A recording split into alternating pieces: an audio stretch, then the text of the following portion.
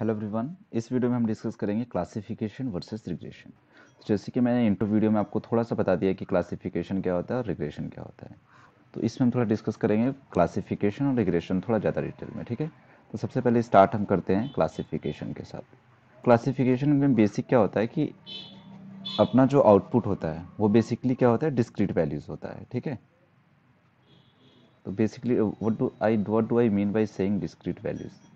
ठीक है, discrete values मतलब लाइक 0 1 ऐसे ऐसे समथिंग। ठीक है, तो जैसे कि अगर एक एग्जांपल से समझना है कि हमने क्या किया, अब हमारा जो एल्गोरिदम उसको हमने कुछ डेटा दिया। लेट सपोज कि कुछ डेटा दिया और उसमें जो आउटपुट होगा उसके प्रिडिक्ट करना है। तो आउटपुट में जैसे या तो लैपटॉप है, या तो मोबाइल है, या तो टैबलेट है, या तो टेलीविज़न है। ठीक है, तो जो हमारा मशीन लर्निंग मॉडल प्रिडिक्ट करेगा तो वो एक वैल्यू देगा। लेट सपोज करो कि 0 मतलब हुआ लैपटॉप। ठीक है, 1 मतलब हुआ मोबाइल, 2 मतलब टीवी, और 3 मतलब समझ लो टैबलेट। ठीक है, तो ये 4 कैटेगरी है। हमने अपने मशीन लर्निंग एल्गोरिदम को इसी हिसाब से ट्रेन किया है। ठीक है, तो हमारा जो आउटपुट होगा वो या तो 0 होगा, या तो 1 होगा, या तो 2 होगा, या तो 3 होगा। ये क्या है, डिस्क्रीट वैल्यूज है। ऐसे जो प्रॉब्लम्स होते हैं इसको हम क्या कहते हैं, क्लासिफिकेशन प्रॉब्लम। ठीक, अब नेक्स्ट आते हैं रिग्रेशन प्रॉब्लम पे। ठीक, क्लासिफिकेशन में जो हमारा आउटपुट होता है वो होता है एक डिस्क्रीट वैल्यू। ठीक है, लेकिन जो हमारा रिग्रेशन होगा, रिग्रेशन में जो हमारा आउटपुट वैल्यू होता है, रिग्रेशन में जो हमारा आउटपुट होता है वो होता है कंटिन्यूस वैल्यू। जैसे मैंने इंट्रोडक्शन वीडियो में एक एग्जांपल दिया था हाउस वैल्यू प्रिडिक्शन, तो यहाँ पे वापस से दे देता हूँ। लेट सपोज करो कि आपके पास दो फीचर्स हैं। एक है कि जो घर है उसका एरिया क्या है, ठीक है, और एक है कि लोकेलिटी क्या है, यानी किस लोकेलिटी में वो घर है। ठीक है, और यहाँ पे इसका एक आउटपुट होगा। ठीक है, लेट से एरिया लेट सपोज करो 120 मीटर स्क्वायर है, लोकेलिटी लेट सपोज करो बेंगलोर है। ठीक है, और यहाँ पे जो हमारा आउटपुट है लेट सपोज करो कि समथिंग 5432.5। एक और है हमारे पास, डेढ़ सौ 60 है, इसकी लोकेलिटी वाराणसी है, और इसकी जो प्राइस है वो 2322.3 समथिंग ऐसे। ठीक है, तो यहाँ पे जैसे आप देख रहे हो ना कि ये जो आउटपुट है ये क्या है, कंटिन्यूअस वैल्यू। इसी हिसाब से जैसे अपने आपने मॉडल को ऐसे कुछ डेटा पे ट्रेन किया, और अब लेट सपोज करो हमारा जो एरिया है वो 154 है, और कुछ इसी तरह लोकेलिटी है, लेट से बनारस की लोकेलिटी है, वाराणसी की। ठीक है, और इस हिसाब से चलो बताओ कि हमारा जो हाउस है उसका रेट क्या होगा। तो ये हो गया रिग्रेशन की प्रॉब्लम। तो क्लासिफिकेशन, रिग्रेशन, ये करने के कई सारे एल्गोरिदम्स होते हैं। एक क्लासिफिकेशन में एक दो चीज़ और मैं बता देता हूँ। जैसे बेसिकली जो क्लासिफिकेशन होता है, तो क्लासिफिकेशन का मतलब एक होता है कि चलो दो क्लास हैं। ठीक है, मतलब लेट सपोज करो कि क्लासिफिकेशन में आते हैं जैसे दो क्लास को बोलते हैं। ठीक है, इनकेस अगर दो क्लास हो तो उसको हम बाइनरी बोलते हैं। सपोज करो हमारे पास एक ईमेल है, उसे मैं आइडेंटिफाई करना ये स्पैम है या नॉन स्पैम है। ठीक है, तो ये दो क्लास होगा, या स्पैम में लेट सपोज करो 1, नॉन स्पैम मतलब 0। तो या तो उसका आउटपुट 0 आएगा या उसका आउटपुट 1 आएगा। तो इस ऐसे केस को हम क्या कहते हैं, बाइनरी। एक और केस हो सकता है बाइनरी के अलावा, क्योंकि कैटेगरी तो मल्टीपल हो सकते हैं। जैसे मैंने जो शुरू में एग्जांपल दिया कि टेलीविज़न है, मोबाइल है, लैपटॉप है, और टैबलेट है। ठीक है, तो इसमें तो मल्टीपल कैटेगरीज हैं। तो जब ऐसे एग्जांपल्स हो आपके पास, मतलब ऐसे केसेस हो जिसके अंदर कि दो से ज़्यादा अगर आपके पास कैटेगरी हो, ठीक है, तो ऐसी चीज़ों को हम क्या कहते हैं, मल्टी क्लास। ठीक है, मल्टी क्लास क्लासिफिकेशन। ठीक है,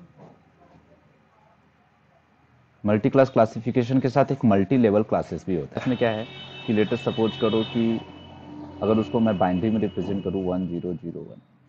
ठीक है, एक मिनट, सॉरी, ये नहीं, लेटेस्ट सपोज करो आपके पास आउटपुट तीन तरीके से हो सकता है। ठीक है, तो मैं बाइनरी में उसको रिप्रेजेंट करके बता रहा हूँ 100। इसका मतलब हुआ कि ये हुआ थर्ड कैटेगरी। ठीक है, 110 मतलब सेकेंड कैटेगरी, और 001 मतलब फर्स्ट कैटेगरी। इसका मतलब क्या हुआ कि मल्टी क्लास में आपके पास क्लासेस ठीक है मल्टीपल है, लेकिन एक साथ वो किसी एक ही क्लास को बिलोंग कर सकता है। मल्टी लेवल में क्या होता है कि एक तरह से कह सकते हो कि वो एक साथ दो क्लासेस में बिलोंग कर सकता है। जैसे लेटेस्ट सपोज करो आपके पास कुछ इमेजेस, ये क्लाउड है। ठीक है, ये स्टार है, और एक ले लो कि ये मान लो चांद है यानी मून, यानी 3 बिट है, 1 2 3, ठीक है। ये थर्ड बिट जो है ये क्लाउड क्लाउड को रिप्रेजेंट कर रहा है, सेकेंड बिट जो है ये स्टार को रिप्रेजेंट कर रहा है, और ये थर्ड बिट चांद इमेज दिया, ठीक है। मान लो पहला इमेज है क्लाउड, ठीक है, ये पहला इमेज है। तो इसका क्या मतलब है कि क्लाउड वाला 1, बाकी सब 0 0, ठीक है। एक और आपको दिया, मान लो इसमें क्लाउड भी है और स्टार भी है, ठीक है। इस केस में क्या होगा, क्लाउड वाला भी 1 होगा, स्टार वाला भी 1 होगा, मून नहीं है, ठीक है, तो 0। होप आपको समझ में आ गया होगा बाइनरी क्लासिफिकेशन क्या होता है, मल्टी क्लास क्या होता है, और मल्टी लेवल क्या होता है। तो अब जैसे क्लासिफिकेशन आपके पास प्रॉब्लम आ गया, तो क्लासिफिकेशन प्रॉब्लम में आप ये कैसे करोगे कि आपका मतलब मॉडल सही परफॉर्म कर रहा है या नहीं परफॉर्म कर रहा है सही। लेट अस सपोज करो कि, चलो बेसिक से स्टार्ट करते हैं, मतलब बाइनरी समझाने के लिए बाइनरी केस कंसीडर करते हैं, ठीक है। बाइनरी में या तो आपका ट्रू होगा या फॉल्स होगा। लेट अस सपोज करो ट्रू मतलब 1, फॉल्स मतलब 0, ठीक है। तो ऐसे आप तो बेसिकली अगर आपको चेक करना है कि आपका जो क्लासिफिकेशन एल्गोरिदम है ये कैसे काम कर रहा है, तो एक बहुत ही पॉपुलर होता है कि आप एक्यूरेसी चेक करो, ठीक है। तो बेसिकली क्या होता है एक्यूरेसी का क्या मतलब है, एग्जांपल से मैं समझा। सपोज करो आपके पास टोटल 50 मेल आए, ठीक है, 50 ईमेल आए, जिसमें से कि आपने लेट सपोज करो 40 ईमेल्स को करेक्टली आइडेंटिफाई किया कि वो स्पैम, 10 को आप आइडेंटिफाई नहीं कर पाए।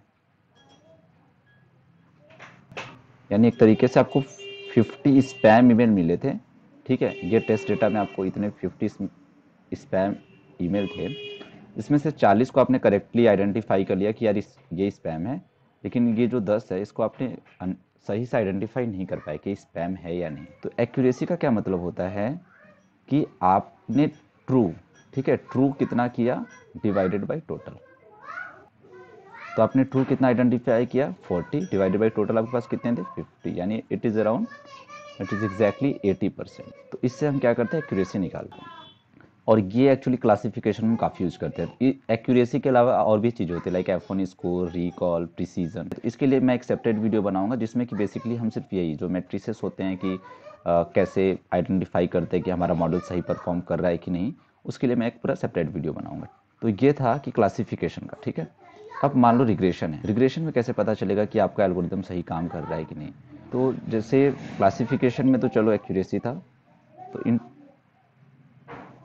रिग्रेशन में क्या होता है हमारे पास एक मीन स्क्वायर एरर होता है, ठीक है। मीन स्क्वायर एरर कह लो या फिर उसी का अंडर रूट ले लो, तो वो रूट मीन स्क्वायर एरर हो जाता है। इसमें क्या होता है कि जैसे आप रिग्रेशन में क्या करोगे, टेस्ट सेट पे क्या करोगे, आपका एक एक्चुअल होता है और एक आप प्रिडिक्ट करते हो, ठीक है। तो आपको कोई टेस्ट सेट दिया तो आप क्या प्रिडिक्ट करोगे, तो हर वैल्यू का क्या करोगे आप स्क्वायर कर लोगे, स्क्वायर करके इसका मीन स्क्वायर एरर है यानी सबका समेशन ले लो और divided by total number of sample, total number of sample का। तो ये आपका ओवरऑल ये क्या हुआ, ये जो आया वैल्यू ये है मीन स्क्वायर एरर, ये है मीन स्क्वायर एरर, ठीक है। अब इसी का अगर अंडर रूट ले लोगे यानी कि पावर हाफ कर दोगे, इन केस यहाँ पे सिंपल वर्ड से बताता हूँ, R M S C is equal to क्या होता है एम एस सी और इसी का स्क्वायर रूट, तो ये हो गया रूट मीन स्क्वायर एरर। इस तरीके से हम रिग्रेशन करते हैं। इसके अलावा रिग्रेशन में और भी चीज़ें होती है जैसे मीन एब्सोल्यूट एरर होता है, हम R2 स्कोर भी निकालते हैं, ठीक है। तो ये सब मैं एक सेपरेट वीडियो में कवर करूँ। तो आई होप आपको बेसिक समझ में आ गया कि क्लासिफिकेशन क्या होता है, रिग्रेशन क्या होता है। अच्छा लास्ट एक पॉइंट और कि क्लासिफिकेशन हो या रिग्रेशन हो, इसके जो फीचर्स होते हैं ना, फीचर्स कोई भी वैल्यू ले सकता है। फीचर्स मतलब जैसे लेट्स से कि ये मेरे कॉलम्स है ए बी और ये आउटपुट है, ठीक है। तो यूजुअली जनरल केस में क्या होता है कि यहाँ पे कुछ भी वैल्यू हो सकता है ना, 3.5 4.5, क्लासिफिकेशन हो या रिग्रेशन हो डजेंट मैटर। जबकि अगर क्लासिफिकेशन होता है आउटपुट 0 1 2 3 यानी डिस्क्रीट वैल्यू होते हैं, और रिग्रेशन में क्या होता है यहाँ पे कंटिन्यूस वैल्यू हो सकते हैं और डिस्क्रीट वैल्यू दोनों हो सकते हैं, ठीक है, डजेंट मैटर। और एक और चीज़ होता है कि अगर कोई ऐसे बोले कि यार कोई अगर चलो क्लासिफिकेशन है, तो क्या क्लासिफिकेशन का आउटपुट जो होता है हमेशा डिस्क्रीट ही होता है। देखो आउटपुट डिस्क्रीट के अलावा कभी कभी कंटिन्यूस भी आ सकता है, ठीक है, in terms of classification algorithm. लेकिन वो जो कंटिन्यूस वैल्यू होता है ना, वो एक्चुअली आउटपुट नहीं होता, वो एक तरीके से प्रोबेबिलिटी होता है, ठीक है। जैसे आगे मैं आपको पढ़ाऊंगा एक लॉजिस्टिक रिग्रेशन, तो जैसे वो ना प्रोबेबिलिटी के टर्म में एक सपोज करो 0.54 दे दिया, एक मान लो बाइनरी क्लासिफिकेशन है तो दो आउटपुट देगा, एक 0.54 और एक सपोज करो 0.35 दे दिया, ठीक है।